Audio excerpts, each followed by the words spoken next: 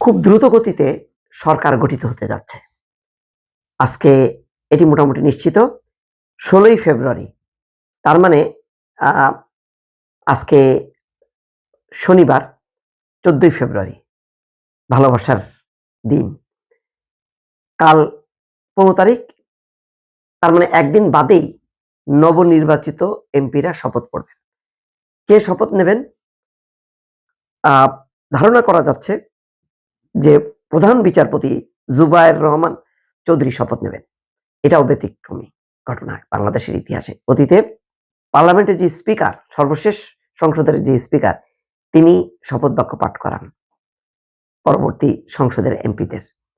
কিন্তু এবার যেহেতু শিরিন শারমিন চৌধুরী দ্বাদশ জাতীয় সংসদের সর্বশেষ এমপি, তিনি পদত্যাগ করেছেন। ডেপুটি স্পিকার শামসুল হক টুকু হত্যা মামলায় কারাগারে। সুতরাং তাদের দুজনের আর কোনো স্কোপ নেই।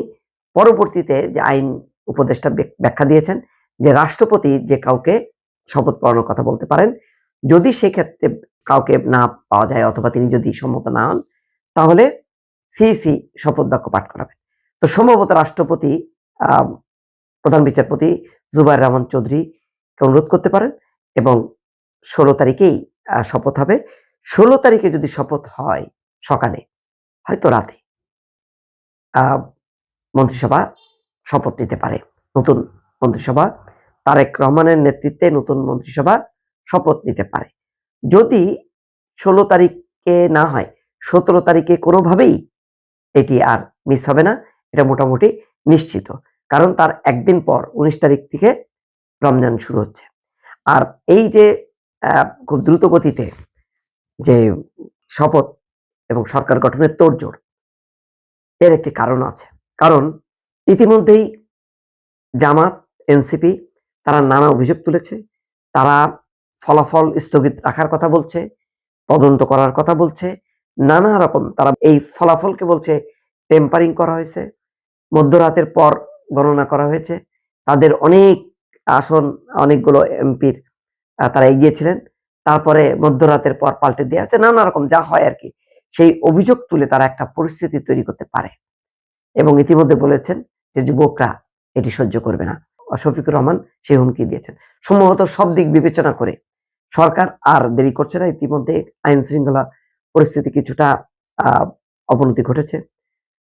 মুন্সিগঞ্জে বিএনপির বিদ্রোহী প্রার্থীর সমর্থকদের বাড়িতে হামলা হয়েছে, একজন নিহত হয়েছে।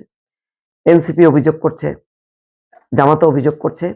সুতরাং এইসব পরিস্থিতিতে যাতে পরিস্থিতি আরো অবনতি না হয় এবং কেউ যাতে সুযোগ না নিতে পারে, সেই কারণে হয়তো সরকার গঠন খুব দ্রুত গতিতে হয়ে যেতে পারে এবং সেটি 16 তারিখে এমপিদের শপথ, 16 তারিখে সন্ধ্যায় মন্ত্রিসভার শপথ নিতে পারে। যদি কোনো কারণে সেটি না হয়, তাহলে 17 তারিখকে একেবারে অবধারিতভাবে এটি হবে বলে জানা যাচ্ছে। দর্শক, হয়ে গেল ওয়ান্স अगेन বিএনপির নেতৃত্বাধীন জোট তারেক রহমান সাহেবের নেতৃত্বে জোট জয়ী হয়েছে এবং আগামী প্রধানমন্ত্রী তারেক রহমান সাহেবকে অভিনন্দন ইন অ্যাডভান্স, কংগ্রাচুলেট করেছি, আগেও আবার বলছি করবো এটা। তো এখানে আজকে একটা বক্তব্য দেখলাম যে আমার খুব দুঃখ লাগে। একটা জিনিসের প্রতিবাদ করতে এসেছি, সে প্রতিবাদটা কি? এটা স্যাট্রিক্যাল হতে পারে আপনাদের কাছে, আমি কিন্তু এটা ডিটেইলসে আমি আমার ইউটিউবে বলবো, অন্য সময় বলবো। শুনেন আমি মনোযোগ দিয়ে। বলা হচ্ছে জামাতের বিরুদ্ধে কারচুপি হয়েছে, জামাত নাকি কারচুপির শিকার। ভাই আপনারা এখানে মনোযোগ দিয়ে শুনবেন। জামাত যতটা না কারচুপির শিকার হয়েছে, তার চেয়ে বেশি কারচুপির শিকার হয়েছে চরমোনাই হুজুর। 143 সিটস, এ গ্রেড। এখন আজকে কোথায়? কোনো গ্রেডই নাই। আপনি কল্পনা করতে পারেন, যেখানে উনি প্রধানমন্ত্রী হওয়ার কথা, মানে যেখানে আজকে চরমোনাই হুজুর প্রধানমন্ত্রী হওয়ার কথা, সেখানে আজকে কোনো আসনই নাই, সি গ্রেডও নাই উনার। অথচ সারা বাংলাদেশে এ গ্রেড 143 আসন সিটস উনার ছিল না? আপনারা বলেন আমারে, 143 চরমোনাই হুজুরের সিট ছিল এ গ্রেড, সেগুলা ভ্যানিশ হয়ে সি গ্রেড এখন নাই। আর আপনারা বলেন মানে মানে কারচুপি হয়েছে জামাতের বিরুদ্ধে। ভাই আপনারা প্লিজ ওয়েক আপ। মূলত যে কারচুপিটা হয়েছে, কারচুপি মূলত সব কারচুপি না, ইলেকশন ইঞ্জিনিয়ারিং হয়েছে আমাদের চরমোনাই হুজুরের বিরুদ্ধে। চরমোনাই হুজুর 143টা এ গ্রেডের আসন হাতছাড়া হয়ে গেছে। উনি প্রধানমন্ত্রী হওয়ার যে একদম কাছাকাছি ছিলেন, যে কোনো সময় হতে পারতেন, সেটাও মানে ওনার কাছ থেকে নেওয়া হয়েছে। আমি চরমুনাই হুজুরের পক্ষ থেকে, চরমুনাই হুজুরের সংগঠনের পক্ষ থেকে তীব্র প্রতিবাদ জানাচ্ছি ওনার প্রতি, রাইট?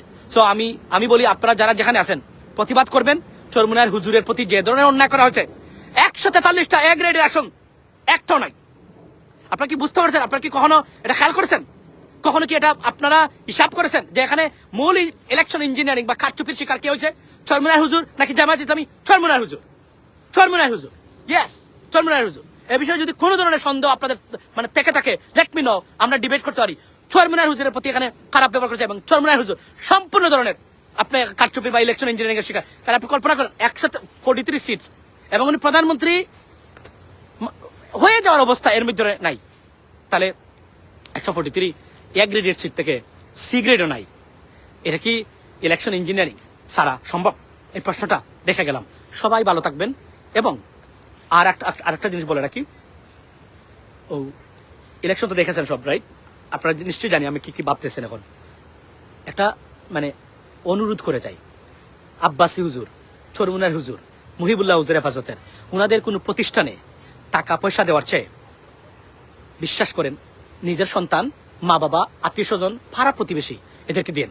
আর যদি মনে হয় না আমার টাকা আমার সম্পদ কাউকেই দেবো না, আমি খাবো, বিষ কিনে খায়েন। আর যদি বিষও না পান, মালিবাগ মরে গিয়ে রাস্তার কুকুর আছে না, কুত্তাদের খাওয়ায়েন। ওনাদেরকে কোনো প্রতিষ্ঠানে কোনো টাকা দিয়ে না, শুধুমাত্র এতিমখানা যদি থেকে থাকে ওইখানে বাদে। আমি একটা বলে দিলাম এখানে, না এটা পাগল, আমি পাগল, সবসময় পাগল, আমি জানি এটা। সো এটা বলে গেলাম, অনুরোধ করে গেলাম, বিষয়টা মাথায় নিবেন। জীবনে এই হুজুরদের বিরুদ্ধে কোন কথা প্রতিবাদ করি নাই, সবে করতো, আমি করি নাই কখনো। কিন্তু এখন দেখেছি এরা কোনো কোনো ক্ষেত্রে মানুষের দ্বারে কাছে নাই। ইসলামিক পোশাক এবং লেবাসদারি যদি শয়তান থেকে থাকে পৃথিবীতে, বাংলাদেশ এগুলো factory. Have a blessed day and good evening. Stay blessed. See you next time. And don't be upset. Don't be frustrated. I mean, keep in order, ladies and gentlemen. Keep it up. এবং keep fighting. মাথায় রাখবেন বিষয়টা। পারভেজ ভাই, welcome to this live. Have a safe day. আগামীকালকে on time চেষ্টা করবো, যদি কথা বলে যায় আবার বলে রাখি আমি আপনাদেরকে। আর আপনাদেরকে বলে রাখি, আপনাদেরকে অতি পণ্ডিত বলে রাখি, আপনারা বাংলাদেশের মানুষ, আপনারা সুশাসন ডিজার্ভ করেন না। আপনারা রাজনৈতিক দুর্বৃত্তায়নে আপনার বাবা বসবাস করেছে, আপনাকে ওই বসবাস করে ওই আপনাকে জন্ম দিয়েছে, আপনার জিনটাও ওই দুর্বৃত্তায়িত জিন, এন্ড আপনার সন্তানও একই পথের প্রতীক। ইউ ডিজার্ভ চাঁদাবাজি, সন্ত্রাসী, দখলবাজিত্ব, লুটপাট, টাকা পাচার, ভোট চুরি। You deserve it. আপনারা এই গুলামির জিনজির আপনারা বেছে নিয়েছেন। You should not get out of this mess. You deserve it. আমি আবার বলি, এবং এখন যদি কেউ কোনো সময় আপনার কিছু অবৈধ দাবি করে রাজনৈতিক পরিচয়ে, ইউ হ্যাভ টু দিতে হবে। কেন দিতে হবে জানেন? কারণ যারা চাইবে তাদেরকে